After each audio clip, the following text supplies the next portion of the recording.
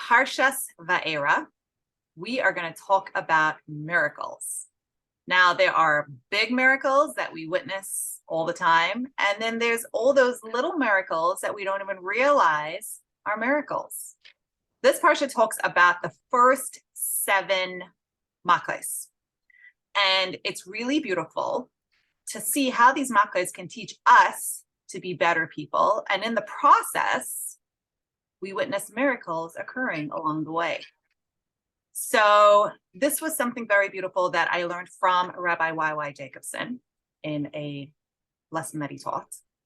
And he talks about dam, blood, the first of the makos. Now, for the Egyptians, their entire life source was from the Nile River. All their agriculture, everything came from there. So all of a sudden, when it was filled with blood, they were like, oh my gosh, like, that's it. Life is over. There's like nothing else we could do now. Like, where do we even turn?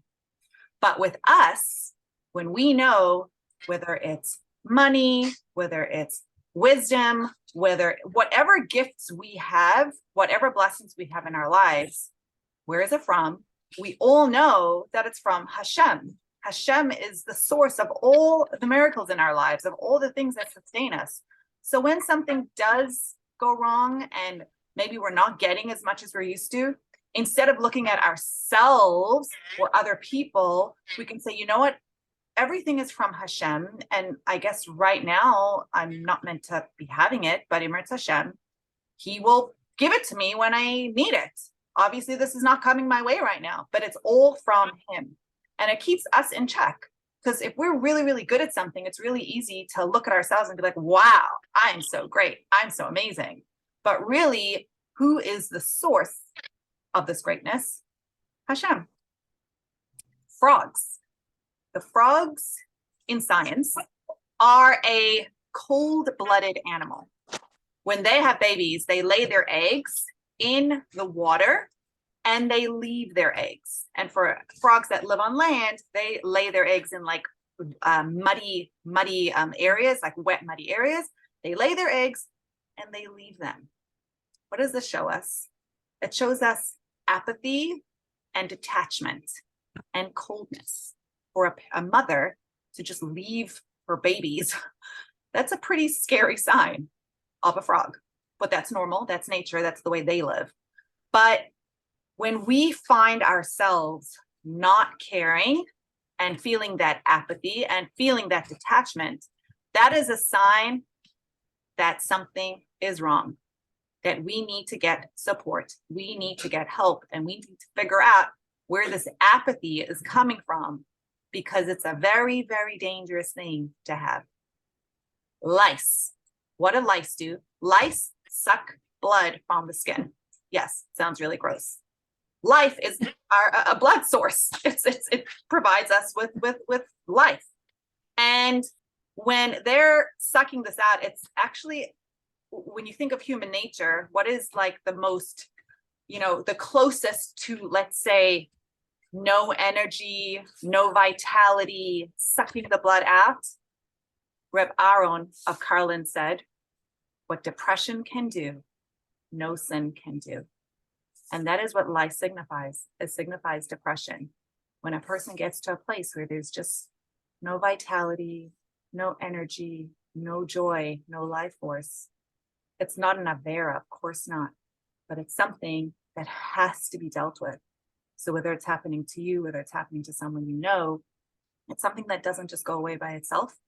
And it's something that has to be dealt with support, with friends, with family, with therapists, etc.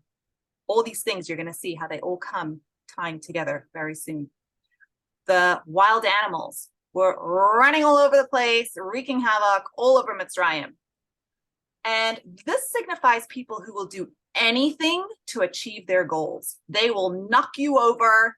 They will step on you. They will hurt you to get what they want. It's like this wild, unhealthy ambition.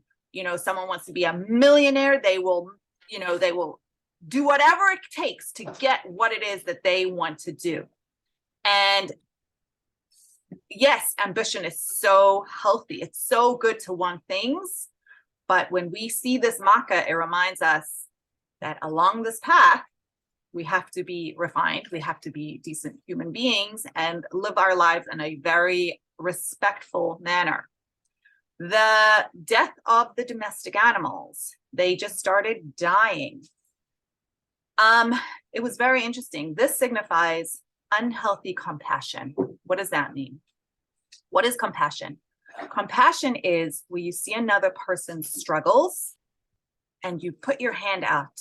You lend a helping hand to be there for that person. You offer them compassion. You're not judging. You're not watching. You see someone's going through something difficult and you lean into them. What is unhealthy compassion? Unhealthy compassion is when you see that someone's struggling and you prey on that struggle, not you, a person, because hopefully this is not talking to a lot of people. And this is very unhealthy if someone's in a relationship and they see that someone's struggling, but they prey on the struggle instead of helping the struggle. Boils. What are boils? Boils happen when there's something unhealthy in the body and the body is rejecting it. So it brings it to the surface and it doesn't feel good. It's very uncomfortable rejection, but this is the body's way of getting rid of whatever's inside that shouldn't be there. So we can look at rejections from two separate angles. The first is when we have to reject something in our lives, we need to have a healthy balance of when to say no. It's important to be able to have a healthy way to communicate no is no, but at the same time, we shouldn't say no to everything that comes our way. We need to have that wisdom of when to put up the boundary, because sometimes when we put up too many boundaries, it doesn't benefit anybody, but when you don't put up enough boundaries, it doesn't benefit anyone either. Same thing when we are rejected. So often, if something doesn't work out for us, if someone says no to us, we can feel like broken and sad, like, hey, this was meant for me. How come I'm not getting it? And we have to realize, I read a really nice saying, rejection is God's protection of us going in the wrong direction. And that is something amazing. Isn't that great? So if you wanted a job or you wanted to move somewhere, if you wanted to go somewhere and it didn't work out, that's Hashem's way of saying it's not meant for you. And lastly, hail. The hail was ice. And in Kabbalah, it says that the flow of love is compared to the flow of water. That when you love someone, they should feel just completely encompassed in your love, just as if water is flowing all around them. But when water is ice, it's like a solid. It's compared to an icy love. What is an icy love? Icy love is self-serving love. When you love someone for you, what can I benefit from this relationship? What can I get? And it doesn't matter if you hurt the other person in the process. And instead of nurturing others in a loving relationship, it turns around where it's all about me and what I can get out of this relationship. Now, the good news is all these things are pretty, scary things to hear about what human beings are capable of. But Hashem has given us the medicine before he gave us anything else. And what is that medicine? The medicine is the miracles, the daily miracles. What was the first thing the Jews did when they left Mitzrayim? Kiddush Levana. Why Kiddush? Like the moon. Like what has that got to do with anything? What has it got to do with anything? The Mitzrayim worshipped the sun. It says in Levy, there's nothing new under the sun. For the Mitzrayim, that was their life, black and white. If you're a slave, you're a slave. You can never be not a slave. If you're a servant, you're a servant. If you're a king, you're a king.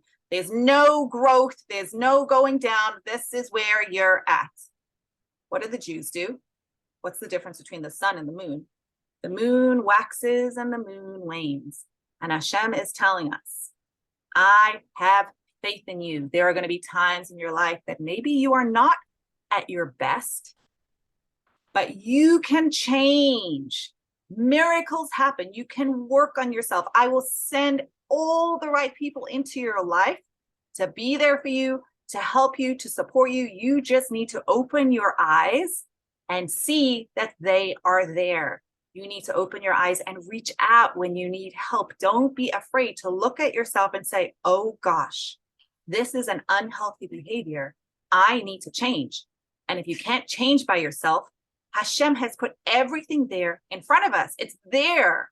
We just have to see it. And when we grab and when we take these things and we work on ourselves to be the best people that we can be, that is where the miracles happen, right before our very eyes. Transformation is miraculous. And that is a huge part of this week's Parsha. So we should all just be able to see who is in our lives, what is in our lives to help us reach the best people that we can be. Beautiful. Thank you. There was a man, a Rosh Hashiva. He lived in Eretz Yisrael, and he suddenly passed away. At the Shiva, people were talking, and his brother shared a story. He said, when my brother, the one who passed away, was a baby, the doctor said he's not going to live for very long. He's very sick. And the first thing my mother did when she came home from the hospital was that she started to say Tehillim for him. And every day she said Tehillim, and she said Tehillim, and she said Tehillim. And this brother is recalling, my mother said Tehillim for him every single day. And my mother passed away 2 weeks ago. And now my brother suddenly, from nowhere, passed away. She was keeping him alive with her Tehillim. And that is the power of Tehillim. Tehillim is a vessel for miracles. This week's Parsha, this week is Shabbos Mevarchim. It is a very, very beautiful minhag to say the whole Tehillim or divide the Tehillim on Shabbos Mevarchim. And in Hayayim Yayim it says that a person who says Tehillim on Shabbos Mevarchim, it is going to help them, their children, their grandchildren, and all generations to come. So there are so many things that we can do that can be a vessel for miracles in our life. In this week's Parsha, it's all about miracles, the blood, lice, the frogs. Miracles are all around us. And in this week's Parsha, the miracles were in an open and revealed way. There's lots of different miracles, like Danit says. Some are very, very big and open. And then there are the modern day miracles, things that we see every single day that are not miraculous in our eyes, but they are miraculous. It says, every moment of life that Hashem gives us is a gift from Hashem. Honestly, when I watch kids cross the street and they go from one end to the other end safely, I literally just say it's a miracle. I always tell my kids, better to wait a minute than chas v'shalom lose your life in a minute or get hit in a minute, and then your life is completely upside down. There's miracles every single minute of every single day. We want to just open our eyes and see it. You know, chas v'shalom, someone hurts their foot, someone hurts their hand, their whole life is turned over in a second. And we want to just stop. I don't know, my foot started hurting and I'm going up the steps and I feel my foot. I'm like, oh, that's not a good sign. But do I take the time to appreciate that my hand, my head, everything is working? It's our bodies are so intricate and every little thing has to be in sync in order to work. And we want to just stop and thank Hashem for the miracles that we have in our life.